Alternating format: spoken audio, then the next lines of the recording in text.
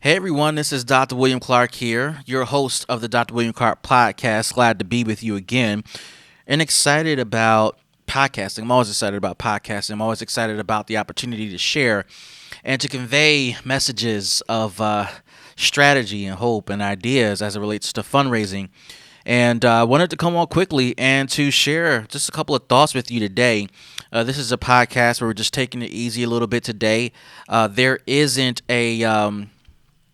an organized format for this particular podcast, but I thought I would answer some questions that I tend to get on a regular basis, and just wanted to go through them, go through a few of them rather, because there's quite a bit.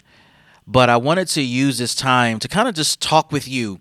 So forgive me if I'm not looking right at you.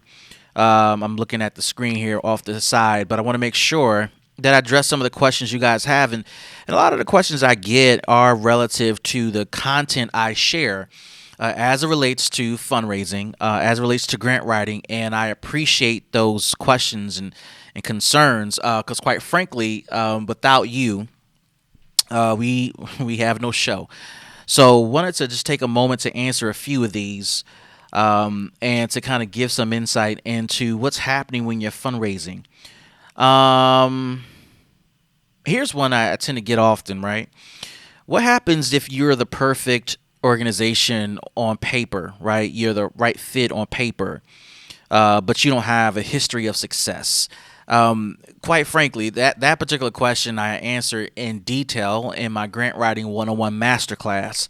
And I answer how to resolve that issue, how to respond to that issue, because that question comes up quite a bit, particularly if you are new to the space or if you're new to fundraising or grant writing, or you decided to launch your nonprofit and you just started this year, or you started last year, or within the past couple of years. You don't have the history that a lot of your competitors may have. And so your competitors not only have history, they have, they've been around for a while, they performed for a while, they have relationships that have been established for quite a while. And so here you come because you have this vision and hope and belief that you can and should do something about whatever problem you're trying to solve through the lens of a nonprofit. And, that's a worthy reason to start a nonprofit. And I think when you have that type of situation where you're trying to get off of the sidelines and you're going to go ahead and launch something, it's difficult to convince donors, whether they're individual donors. It's difficult to convince sponsors or even funders that you are an organization worth giving to. And the difficulty of doing that is tied to the fact that you don't have longevity in the industry. Now, there are cases where you have people who have longevity in the industry as a person, where they have a history prior to launching an organization, and that particular person is able to leverage historical achievements, historical performance to convey the message that, hey, I'm able to perform at the level of funding a funder may ask for, or a grant may ask for. And so that's a scenario that is realistic. Now, depending on the context of this question and depending on where this person is coming from, I can tell you that part of the issue you may run into if you are new to the industry, you have a work history, but you're new to the industry, you're new to the problem you're trying to solve, or you haven't developed enough experience from the perspective that a nonprofit believes you should have, or a foundation believes you should have it. The question becomes different, right? How do I transition from being a perfect fit on paper and not having the requisite experience? Now, the short answer, I think, that I can provide without spilling the beans and without giving away what I teach in the Grant Writing 101 Masterclass, I think part of the answer that I can give here is for you to look at what you have done, because the key word to the question is a history of success. So what I would challenge you to think about in this podcast is, how are you defining history of success? Now, you already have the definition from the funder. You already have the definition from the individual donor who is setting a standard that defines giving, that defines their level of partnership and what they're looking for. When you look at their definition and then you tie into that your own definition, the question becomes, how do you define a history of performance? How is that defined within the context of the nonprofit world? How is that defined in the context of your for-profit history that you may or may not have? How is that defined in the context of problems you've tried to solve in the past, or your volunteerism, etc.? How you define that helps you work through the answer to this question. And I go much, much deeper and I get specific in the Grant Writing 101 Masterclass. There's an alternative and perhaps complementary answer that I can give to that I go into with the Grant Writing 101 Masterclass. And it is tied to the history. It's tied to who you've come across in your history. And unfortunately, I'm going to leave it at that, because the more I talk about it, the more I want to give you the answer. But I need to hold some of that back for the Grant Writing 101 Masterclass. This is why I'm encouraging you guys to be a part of the Grant Writing 101 Masterclass, because that particular answer, that particular question is a question that I get often. And there is a simple yet profound answer to that. But I think, in order to give that answer and give it its just due, the Grant Writing 101 Masterclass provides a depth of context as to why my answer is what it is to that question about how do I close the gap between myself and the funding I'm looking for if I don't have the 3 to 5 years of experience. Here's another question I get a lot too. Are there more dollars given out during a particular cycle? I will say that grants are cyclical. I will say that as of this recording, and depending on the date this is published, this is likely a good time where grants are being released. Because we're applying quite a bit and we're putting out a lot of apps. We're saying no to a lot of apps. But I think what's more important than the cycle itself, what's more important than understanding grant cycles, is throwing that question away. I remember when I started in the industry, and I thought that the cycle meant a lot, and it has relevance. It does. But you got to think that you are a singular institution trying to respond to multiple grant applications that are released by a number of foundations and individual donors, etc. And in order for you to be responsive to what that foundation is looking for, you have to balance the interest of that foundation and the other foundations that you're targeting for your work, your program, your institution, etc. And given that, you're going to come across the reality that there are cycles and patches of time where a ton, and I mean a ton, of grant apps are due at the same time, like it's January 2020. And there are a number of grant apps due now, a number of them due early, mid-February, same in March. When you look at that, the cycle doesn't matter. What matters more to you as the organization who's trying to get ready for the next batch of applications that are due is to worry less about the cycle and worry more about your preparation. We've been podcasting about that idea the past couple of days about how do you prepare for fundraising? How do you prepare for grant writing? How do you prepare for the process of generating revenue for your organization? And when you're not able to properly prepare, you're leaving money on the table. You're leaving yourself open to losing out on what would be a powerful opportunity for your nonprofit. And I think part of it is people worrying about cycles, although that has some sense of relevancy, as you can hear from my answer.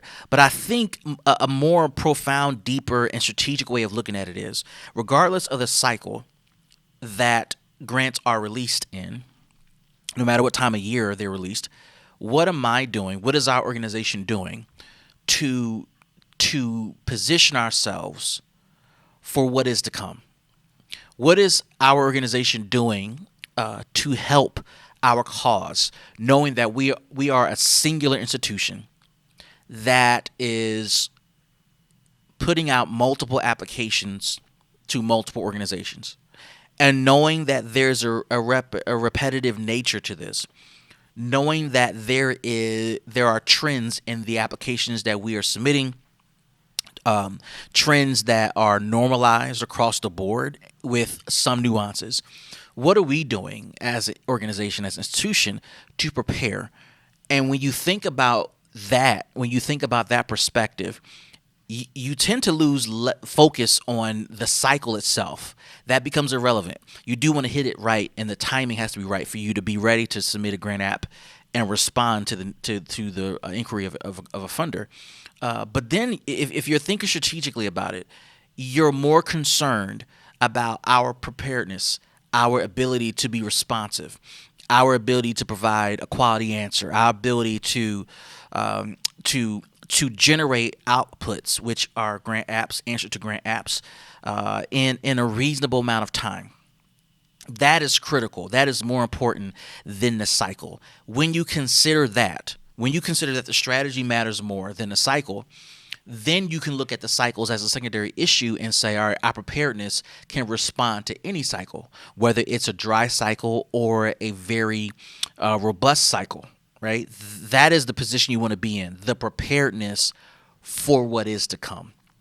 And that I think holds up a lot of organizations from finding the success that they're targeting. I think the lack of preparedness holds up a lot of organizations from identifying opportunities for success and progress towards their fundraising goals. I think that the lack of preparedness stands in the way of a lot of people finding consistency in their ability to deliver on what is key and critical for their organization. And because that is lost on many organizations, that is lost on the professionals within nonprofits, there will always seem to a group of people that we just missed the cycle. It will always seem that we just missed the deadline, or we just can't really position ourselves well to get the app in at the right time. No, it's less about the cycle. It's less about the due date. It's less about time. It's more about the preparedness.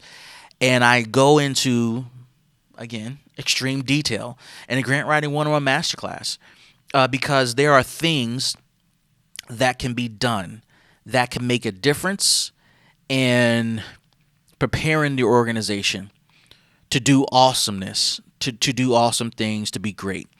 And it's all about your ability to prepare. Try one more here. I'll answer this question.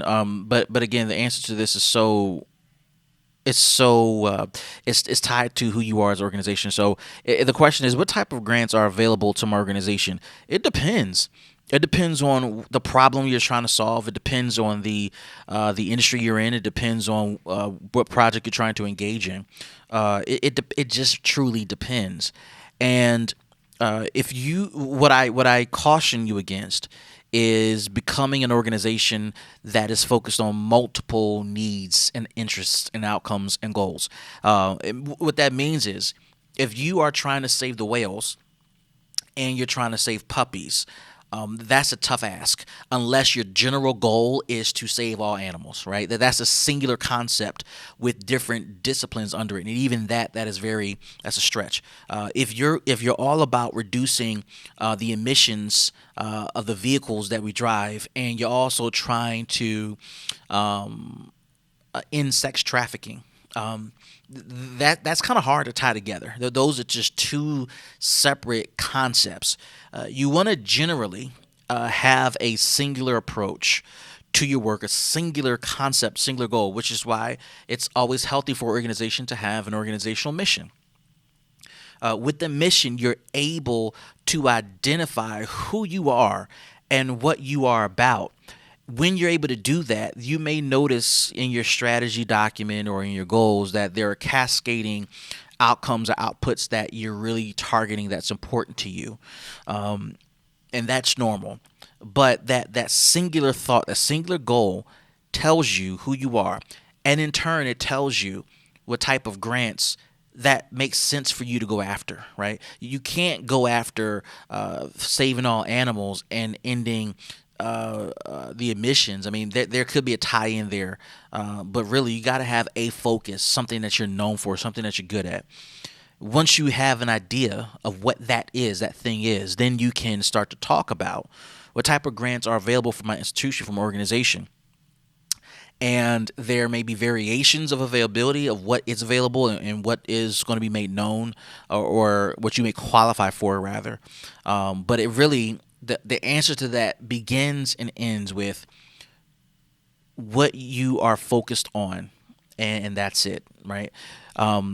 I'm gonna pause here, and I might do a couple more podcasts in the future where I'm answering questions that I get behind the scenes in messages or DMs or emails.